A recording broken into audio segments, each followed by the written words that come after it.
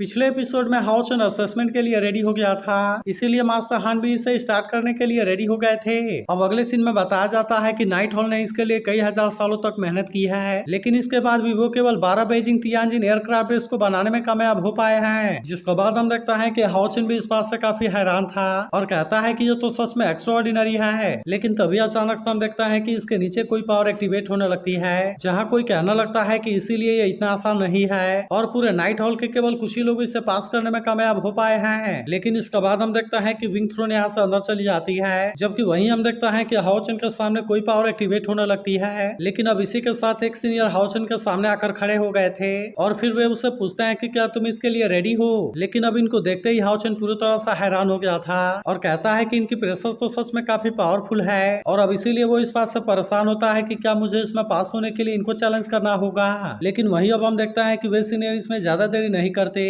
और वो सीधे हाओ चुन के सामने आकर खड़े हो जाते हैं। तभी हम देखता है कि मास्टर हान हाओ चुन के पास आते हैं और वे इसे बताते हैं कि ये सीनियर असल में तुम्हारे एग्जामिनर हैं। वहीं अब हम देखता है कि वे सीनियर भी असेसमेंट के लिए रेडी हो गए थे और वे हाओ चुन से कहते हैं कि तुम्हें इसके बारे में इतना परेशान होने की जरूरत नहीं है, क्योंकि असेसमेंट का रूल बहुत ही सिंपल है और अगर तुमने मुझे हरा दिया तो तुम इसमें पास हो जाओगे। लेकिन अगर तुम इसमें पास नहीं हो पाए तो फिर से तुम्हें वापस आकर अपने कल्टीवेशन को प्रैक्टिस करना होगा। तब हम देखता है कि हाओ चुन भी इनको चैलेंज करने के लिए रेडी हो गया था, लेकिन तभी मास्टर हान उसे समझाता है कि तुम इस सीनियर को हल्के में ना लेना और इसीलिए मैं तुम्हें पहले ही बता देता हूँ कि तुम इसमें केयरफुल रहना। जिसके बाद हम देखता है कि हाओ चुन इसके बारे में समझ गया था और इसीलिए मास्टर हान वहाँ से चले जाते हैं। तभी हम देखता है कि वो सीनियर अपने बैरियर को चारों तरफ सेट करने लगते हैं और कहते हैं कि ये बेजिंग तियानजिन पेडेस्टल केवल गोर्जियस ही नहीं है बल्कि यह असल में बहुत पावरफुल भी है। फिर वो हाओ चुन से कहते हैं कि तुम असेसमेंट के लिए रेडी हो जाओ और अब तुम्हें इसका ताकत के बारे में भी पता चल जाएगा। तब हम देखता है कि हाओ चुन भी इसके लिए पूरी तरह से रेडी हो गया था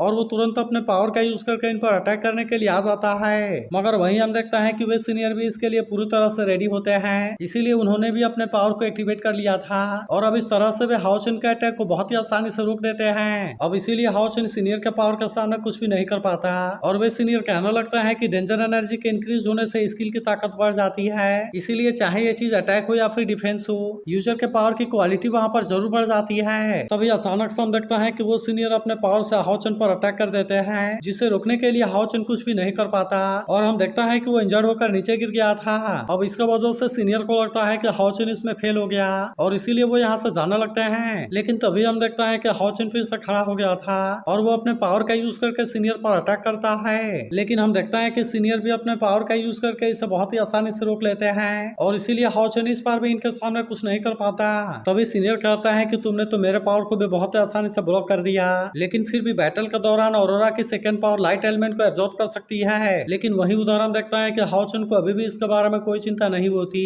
इसीलिए वो फिर से अपने पावर को एक्टिवेट कर लेता है और हम देखता है कि वो इन पर फिर से अटैक करने के लिए रेडी हो गया था। मगर वहीं हम देखता है कि सीनियर को अभी भी इसके बारे में कोई चिंता नहीं होती, इसीलिए वो भी अपने 3 स्पिरिट लेपर्ड पावर को एक्टिवेट कर लेते हैं, जिसकी वजह से हाओ चुन का अटैक इसका पावर के सामने कुछ भी नहीं कर पाता और इसीलिए सीनियर ने इसे बहुत ही आसानी से रोक लिया था। फिर वे कहते हैं कि हर 1 लाख स्पिरिचुअल पावर जो बचती है इसके वजह से यूजर की स्पिरिचुअल पावर बहुत ही अच्छे से बढ़ सकती है। लेकिन तभी हम देखता है कि सीनियर ने अपने पावर को एक्टिवेट कर लिया था और वे इसका यूज करके हाओ चुन पर अटैक करने के लिए रेडी हो गए होते हैं। जिसके बाद हम देखता है कि हाओ चुन भी सन मून वाले सील का यूज करने के लिए रेडी हो गया था और इसीलिए वो सीनियर का अटैक को बहुत ही आसानी से रोक लेता है। जिसके बाद हम देखता है कि सीनियर भी इस बात से पूरी तरह हैरान हो गए थे और कहते हैं कि इसके पास में तो असल में डिफेंसिव आर्टिफैक्ट है। तभी हाओ चुन कहने लगता है कि पनिशमेंट मशीन से पावर काफी बढ़ गई थी और इसीलिए अगर मैंने इसे रोकने के लिए सन मून गॉड के डिमोनिक सील का यूज नहीं किया होता तब तो ऐसा लगता है कि मैं इसमें बहुत बुरे तरीके से इंजर्ड हो गया होता। लेकिन वही उधर हम देखता है कि वे सीनियर भी इस बात से काफी इंप्रेस हो गए होते हैं और कहते हैं कि इस लड़के ने तो सच में मुझे एक कदम पीछे हटा दिया। लेकिन अब हम देखते हैं कि वे इसका पावर को और भी अच्छे तरीके से चेक करना चाहते थे, इसीलिए हम देखते हैं कि उन्होंने अपने दोनों स्वॉर्ड को भी बाहर निकाल लिया था और वे इस पर अटैक करने के लिए रेडी हो जाते हैं। लेकिन वही हम देखते हैं कि हाओ चुन भी इतना आसानी से हार मानने वाला नहीं होता,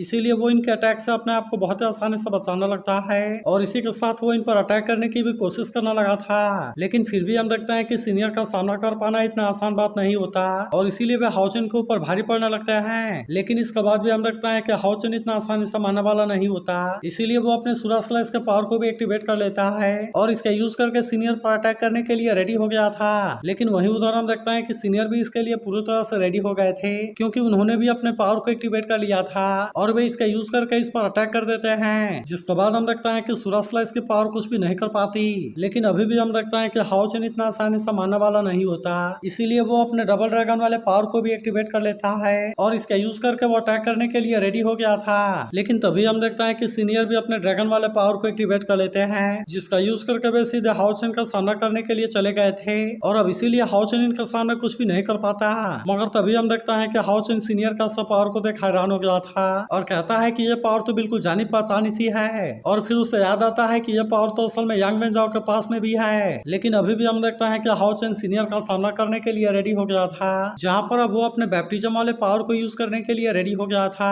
और वो इसका यूज करके सीधे सीनियर पर अटैक करने के लिए जाना लगता है। तब इसे देख सीनियर कहता है कि मैंने इसके बारे में बिल्कुल भी उम्मीद नहीं किया था, लेकिन तुमने तो असल में फैंटेसी केव के टॉप सीक्रेट स्किल को सीख लिया है। लेकिन फिर हम देखते हैं कि उन्होंने भी अपने पावर को एक्टिवेट कर लिया था, इसीलिए वो जैसे ही इसका यूज करके अटैक करते हैं, हम देखते हैं कि हाओचन की वो पावर भी इनके सामने कुछ नहीं कर पाती और इसीलिए हाओचन यहाँ से दूर जाकर गिरता है। जिसके बाद हम देखते हैं कि हाओचन इस बात से काफी परेशान हो गया था और कहता है कि ये स्किल भी सीनियर के सामने कुछ नहीं कर पाई। लेकिन वहीं हम देखते हैं कि सीनियर फिर से हाओचन पर अटैक करने के लिए रेडी हो गए थे और इसीलिए वे फिर से अपने किसी पावर को एक्टिवेट करने लगते हैं। मगर अभी भी हम देखते हैं कि हाओचन अपने पावर से अटैक करने की कोशिश करता है, लेकिन वो असल में इस बार भी सीनियर के पावर के सामने कुछ नहीं कर पाता। लेकिन तभी हम देखते हैं कि हाओचन भी सीनियर का जैसे ही पावर को यूज करने के लिए रेडी हो गया था, जिससे देख सीनियर कहता है कि तुम तो मुझसे ही सीखना चाहते हो और इसीलिए चलो मैं भी देखता हूँ कि आखिरकार तुम्हारे पास में कितनी अंडरस्टैंडिंग है। लेकिन तभी हम देखते हैं कि वे इसका लाइट एलिमेंट वाले पावर को देख हैरान होने लगता है, क्योंकि इसकी सारी पावर स्वॉर्ड के टिप पर इकट्ठा होने लगी थी, जो कि अचानक से टेंपल से बाहर भी जाने लगती है और इसीलिए हम देखता है कि वे इस बात से पूरी तरह हैरान हो गए थे। लेकिन अभी भी हम देखता है कि वे सीनियर इसे रोकने की कोशिश नहीं करते, बल्कि वे अभी भी इसे कंटिन्यू करने देते हैं, जबकि इनको भी डर था कि कहीं ये पावर पूरे टेंपल को भी बर्बाद ना कर दे। लेकिन तभी हम देखता है कि हाओचन अपने इस पावर का यूज करके इन पर अटैक करने के लिए आ गया था, इसीलिए सीनियर भी अपने पावर का यूज करते हैं और फिर हम देखता है कि वे इस तरह से इसे रोक देते हैं। लेकिन तभी हम देखता है कि हाओचन किसी दूसरे जगह में आ गया था, जहाँ अचानक से उसके ऊपर कोई प्रेशर क्रिएट होने लगती है और हम देखता है कि कोई मिथिकल क्रिएचर भी इस पर अटैक करने के लिए आने लगा था। तब इसे देख सीनियर इसे रोकने के लिए कोशिश करते हैं, लेकिन वही उधर हम देखता है कि हाओचन को अभी भी इसके बारे में कोई ज्यादा चिंता नहीं होती, क्योंकि अभी सब बचाने के लिए हाओयू यहाँ पर आ गया था और वो अपने पावर से इसे बहुत आसानी से रोक देता है। इसके अलावा हम देखता है कि वो सीनियर पर काफी गुस्सा भी होने लगता है, जिससे देख सीनियर हैरान होता है कि क्या वो पावर इसी ने यूज की थी। लेकिन वही अब हम देखता है कि सीनियर ने अपना स्वॉर्ड को अंदर रख लिया था और इसीलिए हाओचन को इसके बारे में समझ नहीं आता।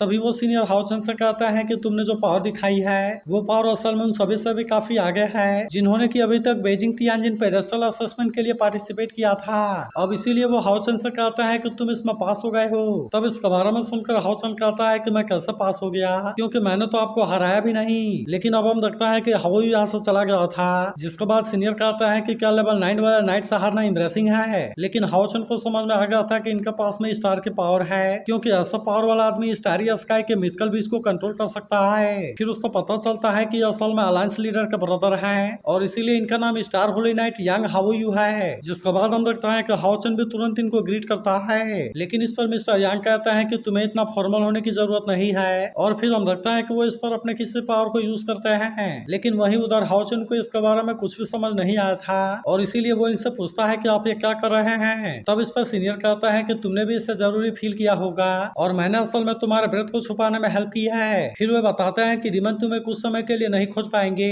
और इसीलिए ही लीडर ने मुझे आने के लिए बोला था। तब हम देखता है कि हाओचन इसके लिए इनको थैंक यू कहता है, जबकि वहीं हम देखता है कि मिस्टर यांग बेजिंग तियानजिन पेडेस्टल को बाहर निकालने के लिए रेडी हो गए थे। तो अगर एक्सप्लेनेशन अच्छी लगी हो तो इस वीडियो को लाइक और इस पर एक कमेंट जरूर कर देना और इसका अगला पार्ट भी बहुत ही जल्द अपलोड हो जाएगा।